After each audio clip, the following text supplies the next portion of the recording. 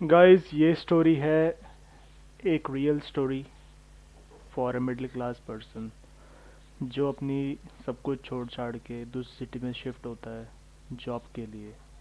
और उसको कैसे, उसके साथ क्या ट्रीट होता है, क्या उसको फील करना पड़ता है, क्या वो फेस करता है, सब कुछ बताएंगे आपको इस स्टोरी में। So please listen to it carefully. तो गाइस, आज से 3 महीने पहले एक आईटी सेक्टर में काम करता हुआ एक पर्सन जिसका नाम होता है अरमान, वो अपने होम टाउन, होम सिटी में एक छोटी सी आईटी कंपनी में काम करता है। और ऑलमोस्ट उसने अपनी ज़िंदगी के 3 साढ़े 3 साल उस कंपनी को दे दिए होते हैं। अब वो उससे भी लगता है कि यार बहुत टाइम हो गया है यहाँ पे, उसको ग्रोथ भी नहीं मिल रही है। तो वो क्या करता है, मल्टीपल कंपनीज़ में अप्लाई करता है। मल्टीपल कंपनीज़ में वो जब अप्लाई करता है तो इंटरव्यूज़ होते हैं, सारी चीज़ें होती हैं। तो बाय डिफ़ॉल्ट उसका इंटरव्यू होता है टीसीएस में। टीसीएस में उसका टेक्निकल राउंड होता है, पर्सनल इंटरव्यू होता है, एचआर से बात होती है, प्राइसिंग वगैरह सेट होता है, सारी चीज़ें होती हैं। तो जिस सिटी में वो रहता है उसके कंपैरिजन में जिस सिटी में उसको आना था, जो कि अब थी दिल्ली, वो काफ़ी ज़्यादा कॉस्टली भी थी उसके लिए। तो उसने कहा कि मुझे अब इतना परसेंट तो हाइक दीजिए एटलीस्ट, बिकॉज मैं आपसे हाइक नहीं मांग रहा हूँ इतना।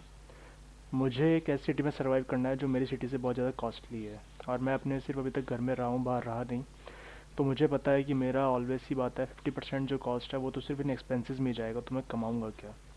एचआर से बातचीत होती है, एचआर कहता है ठीक है आपको अच्छी सैलरी ऑफ़र करेंगे, सारी चीज़ें हैं, ऑफ़र लेटर तैयार होता है, सब कुछ सॉर्टेड रहता है। अब टीसीएस का स्टार्ट होता है बैकग्राउंड वेरिफिकेशन। उससे 10 तरीके डॉक्यूमेंट लिए जाते हैं कि आप मार्कशीट दीजिए, या 10वीं मार्कशीट, ग्रेजुएशन मार्कशीट, ये डॉक्यूमेंट, वो डॉक्यूमेंट, प्रीवियस कंपनी के डॉक्यूमेंट, वहाँ के एक्सपीरियंस लेटर, बहुत सारे डॉक्यूमेंट्स लिए जाते हैं।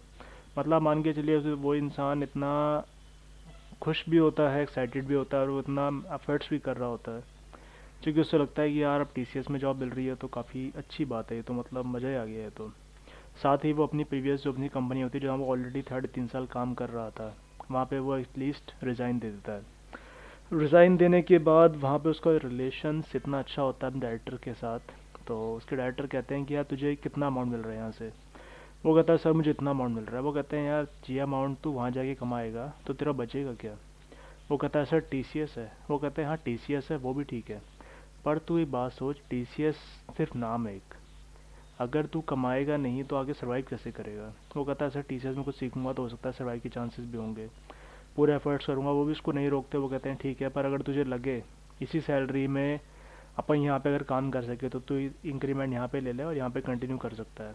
पर वो कहता है नहीं सर, अब मैं भी चाहूँगा कि ऑलरेडी 4 मैंने यहाँ दे दिए हैं, तो मैं भी अब यहाँ से जाना चाहूँगा, एक नई जगह, एक नई शुरुआत करना चाहूँगा। तो उसके बॉस जो होते हैं वो भी फोर्स नहीं करते, पर रिलेशन इतना अच्छा होता है, लास्ट डे तक उसको कहते हैं कि देख ले, अभी तेरा मौका है, अगर तुझे लगे कि नहीं यार अपन यहाँ पे कर सकते हैं तो कंटिन्यू कर सकता है, कोई इशू नहीं है। वो कहता है नहीं सर मेरे को वहाँ जाना है। तो वो रिज़ाइन सर्व करता है, 30 दिन का रिज़ाइन पीरियड होता है पूरा उसका। और फिर उसको कंपनी उसके सारे डॉक्यूमेंट्स के साथ उसको रिलीव कर देती है। अब रिलीव होने के बाद टीसीएस में जो ज्वाइनिंग होती है वो होती है अराउंड, आप मान के चलिए, नेक्स्ट 4 डेज़ में। तो वो दिल्ली जाता है, दिल्ली अपना सामान लेके जाता है, सारी चीज़ें लेके जाता है, क्योंकि घर वालों भी एक्साइटेड होते हैं कि यार हमारा बेटा टीसीएस में जॉब करेगा, बाहर जाएगा। तो होता क्या है, जब वो दिल्ली पहुंचता है, दिल्ली पे एक दिन जाके वो स्टे करता है। अगले दिन वो जा रहा होता है शॉपिंग करने, क्योंकि उसके पास फॉर्मल्स नहीं होते हैं, क्योंकि उनकी पुरानी कंपनी में फॉर्मल्स नहीं पहनते थे। साथ ही में इतने में उनके पास, जब वो ट्रैवल कर रहा होता है मेट्रो में ही, तो एक मेल आता है टीसीएस से कि आपकी जो डेट ऑफ ज्वाइनिंग है वो पोस्टपोन्ड हो गई है। ये मेल देख के वो इंसान तो एकदम, मतलब समझ ही नहीं आता क्या करे यार। तो उसमें फिर वो मेल करता है 2 लोगों को, वो कहते हैं कि आपने एचआर जो है, जो आपके रिक्रूटर, आप उनसे बात कीजिए, हम इसमें कुछ नहीं कर सकते, वही आपको डिटेल्स बताएंगे।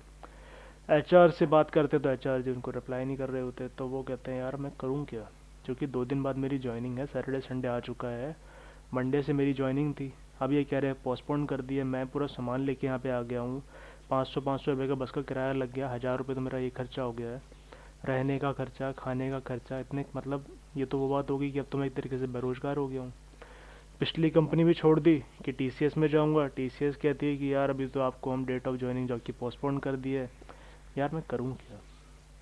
ये सोचते सोचते फिर उसके मन में 10 ख्याल आते हैं कि यार अब मेरे वो लोन चल रहा है, मेरे वो भी है, वो भी है, अगर मुझे जॉब नहीं मिलेगी तो मैं क्या करूँगा।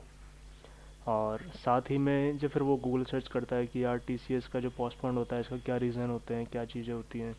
तो सब ने अपने अपना ये नॉलेज दे रखी है कि कभी ऐसा हो जाता है बैकग्राउंड वेरिफिकेशन में, कभी उनके पास ऑक्यूपेंसी नहीं होती, पर ये है कि वो आपको हायर कर लेंगे, 1 महीना नहीं, 2 महीना नहीं, 3 महीने में या साल भर में तो कर ही लेंगे। तो वो कहता है यार अब मैं क्या करूँ। वो वेट करता है कि मंडे होगा, मंडे को अपने रिक्रूटर से बात करेगा, रिक्रूटर से बात करने के बाद पता लगेगा क्या इशू है, जो भी चीज़ है सारी चीज़ क्लियर होगी। ये सारी चीज़ें होती हैं, फिर वो ऑलरेडी सोच रहा होता है कि यार मैंने डॉक्यूमेंट्स भी सारे सही किए, सारी चीज़ें सही थी, बैकग्राउंड वेरिफिकेशन भी बढ़िया था, डॉक्यूमेंट सारे सबमिट कर दिए, सारी चीज़ें A to Z दे दी।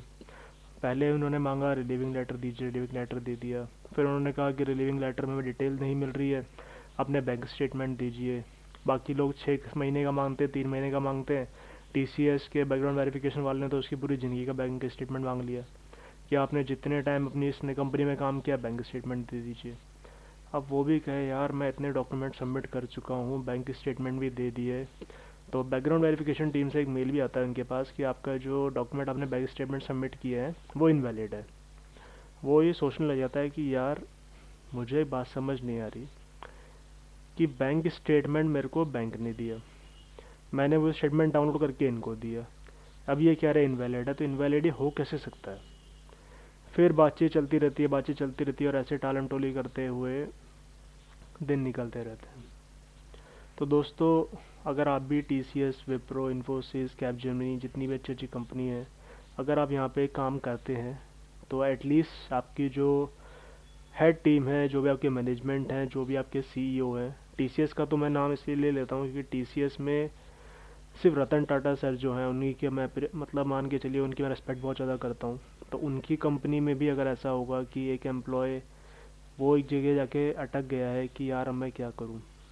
सच में आप खुद सोचिए, एक इंसान जो 20-25 हज़ार या 30 हज़ार रुपये कमा रहा हो, उसको उसकी जॉब हाथ से चली जाए कि नहीं यार अब मेरे को यहाँ पे नहीं करना, क्योंकि टीसीएस ही ट्रस्टेबल कंपनी है। टीसीएस की ट्रस्ट वैल्यू इतनी ज़्यादा है, इसीलिए सिर्फ और सिर्फ लोग अप्लाई करते हैं कि यार टीसीएस में मुझे जाना है, क्योंकि टीसीएस का नाम है, और नाम है सर रतन टाटा की वजह से। अगर ऐसी कंपनी में भी आप सोचिए, अगर किसी एम्प्लॉय को ऑलरेडी हायरिंग मिलने के बाद जब वो वहाँ पे ज्वाइनिंग कर रहा है, उसको अगर 3-4 दिन पहले बताया जाए कि आपकी डेट ऑफ ज्वाइनिंग पोस्टपोन्ड हो गई है, तो आप सोचिए एक मिडिल क्लास पर्सन पे सच में बहुत ज़्यादा इफेक्ट पड़ता है। आप मानेंगे नहीं, उसके दिन ब दिन खर्चे बढ़ते जा रहे हैं, इस बात को आप सोचिए। हर दिन का उसका खर्चा 500-1000 रुपये हो रहा है, क्योंकि वो नई सिटी में आ चुका है। कमाई का उसके पास कोई सोर्स नहीं है, उसे ये भी नहीं पता कि टीसीएस उसको कब ज्वाइन करवाएगा, कब उसकी सैलरी आनी शुरू होगी। So it's my humble request, अगर आप इस वीडियो को देख रहे हैं तो प्लीज़ अपने टीसीएस, विप्रो, जितनी भी अच्छी अच्छी आईटीज़ कंपनी हैं, उनके एचआर मैनेजर सबको ये वीडियो शेयर कीजिए, और उन्हें ज़रूर बताइए कि प्लीज़ एक बार समझिए इस चीज़ को कि एक मिडिल क्लास पर्सन के लिए सरवाइव करना बहुत मुश्किल हो जाता है जब उसकी जॉब भी चली जाती है, और वो आपके ऑफ़र लेटर के सहारे ये सोचता रह जाता है कि अब उसे आगे करना क्या है। सो गाइज़, यही मेरी आप सबसे रिक्वेस्ट है कि प्लीज़ जो इस पर्सन के साथ हुआ, जो हमारे अरमान के साथ हुआ, वो किसी और के साथ ना हो।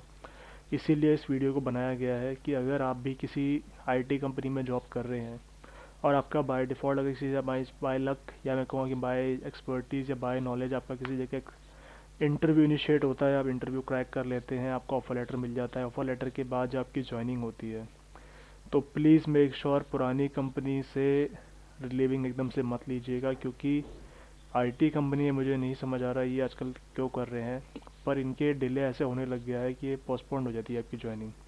और जैसे क्योंकि हर कोई सरवाइव नहीं कर पाता है, हर किसी की अलग अलग नीड्स होती हैं, हर किसी के ऊपर अलग अलग जिम्मेदारियाँ होती हैं। तो जिन लोगों की सैलरी एक हफ्ते तक नहीं आएगी तो वो कैसे सरवाइव करेंगे। 1 महीने तक जिनकी सैलरी आएगी, जिनकी डेट ऑफ ज्वाइनिंग 1 महीने के लिए एक्सटेंड कर दी गई है, वो कैसे सरवाइव करेंगे इस दुनिया में। और एक नई सिटी में, दिल्ली जैसी सिटी में, आपको पता है दिल्ली से बड़ा, दिल्ली, बेंगलोर, पुणे, ये इतनी कॉस्टली जगह है जहाँ पे आप इजीली सरवाइव नहीं कर सकते हैं। तो जितना उसके पास होगा वो चलाएगा, फिर नहीं चला पाएगा तो उसको दूसरी जॉब ढूंढनी पड़ेगी। पर यह है कि उसका 1-1.5 महीना उसमें वेस्ट हो जाएगा ऑलरेडी, जो वो नई जॉब ढूंढ रहा होगा, सिर्फ इसलिए क्योंकि उसने भरोसा किया है TCS नाप जैसी नामी कंपनी पे। So guys, please share this video.